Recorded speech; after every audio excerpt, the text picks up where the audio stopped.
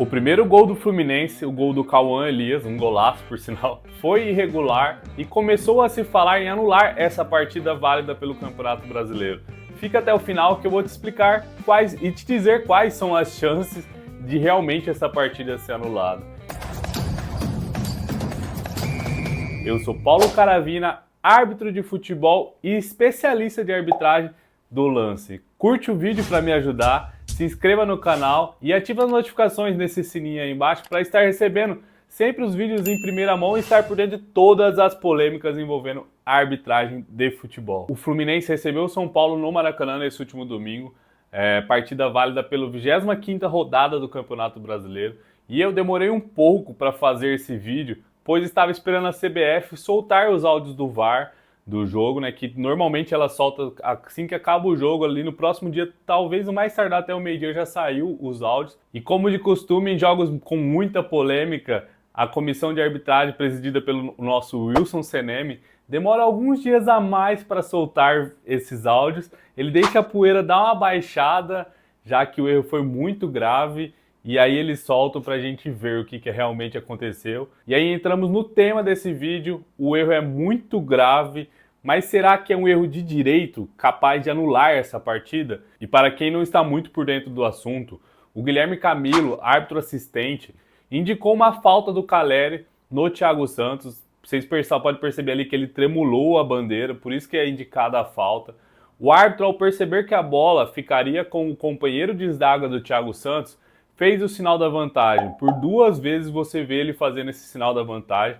E eu concordo com a marcação da falta, tanto do árbitro por dar a vantagem, tanto do Guilherme Camilo por ter marcado a falta.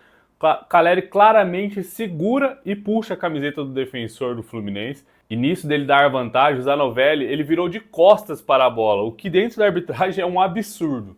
Isso é básico para qualquer árbitro, até na várzea. Você nunca pode perder a bola do seu campo de visão. O Thiago Silva, sem perceber que o árbitro não apitou a falta, você pode perceber no vídeo, principalmente por isso que eu estava querendo esperar o áudio do VAR, porque ia ficar mais claro que não teve esse apito. Ele para a bola com a mão e cobra a falta. Mas na regra, se o árbitro não apita, se ele não apita, a falta não existiu. Por mais que tenha sinalizado bandeira, o assistente ali, ele é um auxiliar, ele não tem o poder de marcar uma falta, ele não tem poder de marcar nada, ele apenas auxilia e o árbitro que marca.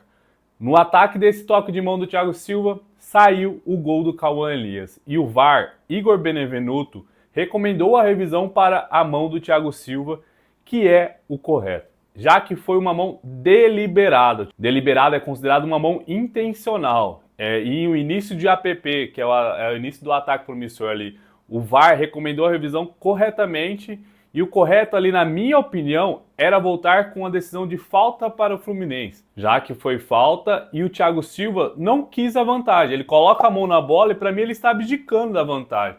Mas após a análise no VAR, o árbitro, o Paulo Zanovelli, foi no VAR e ele voltou com a pior decisão possível para variar.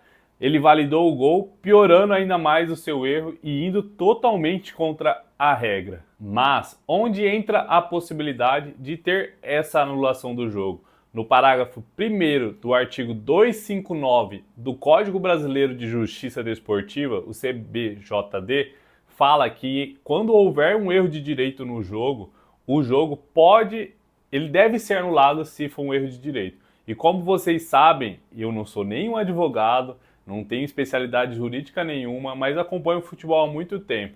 Então eu não tenho autoridade de entrar no mérito se foi um erro de fato ou um erro de direito, mas eu vou usar alguns outros exemplos para trazer aqui a melhor explicação.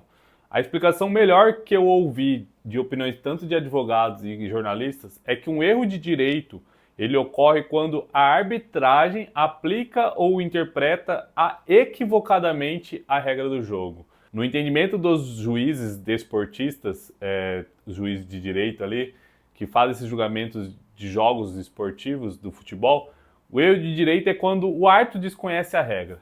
Então é muito difícil de acontecer um erro de direito no futebol, no esporte, porque é muito difícil o árbitro não conhecer a regra. Normalmente esses casos, igual o jogo do São Paulo, é considerado um erro de fato. O erro de fato ocorre quando a arbitragem não consegue detectar o que de fato aconteceu e com base nisso se equivoca na sua decisão, na sua marcação.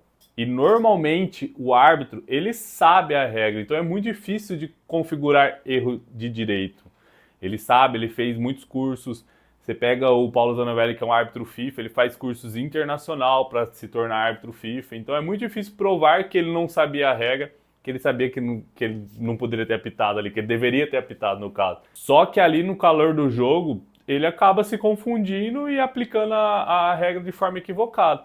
O impedimento, por exemplo, o árbitro sabe a regra, mas às vezes ele toma uma decisão errada por causa do calor do jogo. Tivemos um erro gravíssimo também contra o São Paulo em 2020. O jogo era Fortaleza contra o São Paulo lá no Castelão, quando o São Paulo faz um gol que foi confirmado pelo apito do árbitro Wagner Magalhães, ele que era o árbitro da partida.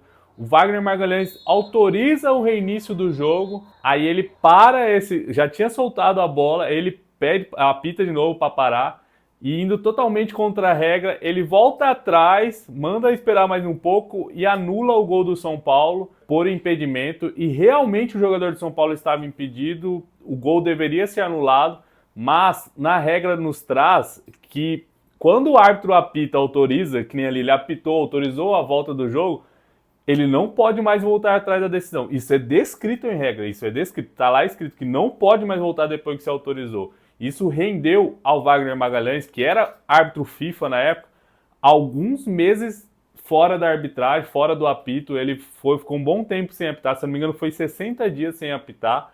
Aí quando ele voltou a apitar, voltou ali na Série C, Série B e até voltar a apitar a Série A. E muitas pessoas falaram que esse lance era um erro de direito, vi muitas pessoas falando, assim como estão falando agora que esse erro do Paulo Zanovelli, que também é FIFA, também é um erro de direito, mas no entendimento do STJD, normalmente eles consideram esse tipo de erro um erro de fato, pois o árbitro sabe a regra, só que na hora do jogo toma uma decisão totalmente equivocada, principalmente em tempos que temos o VAR, onde o árbitro tem a chance até de reavaliar a sua decisão, tem um árbitro ali para confirmar o que foi acontecido. Então é muito difícil de configurar erro de direito nesses lances na interpretação de juízes.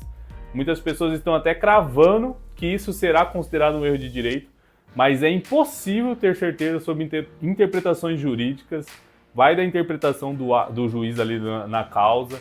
E pelo que a gente vê de outras vezes, assim como esse exemplo que eu citei para vocês, os julgadores entendem que isso é um erro de fato. E dá para dizer aqui para vocês que com 99% de chance desse jogo não ser anulado, desse erro ser considerado um erro de fato e não um erro de direito.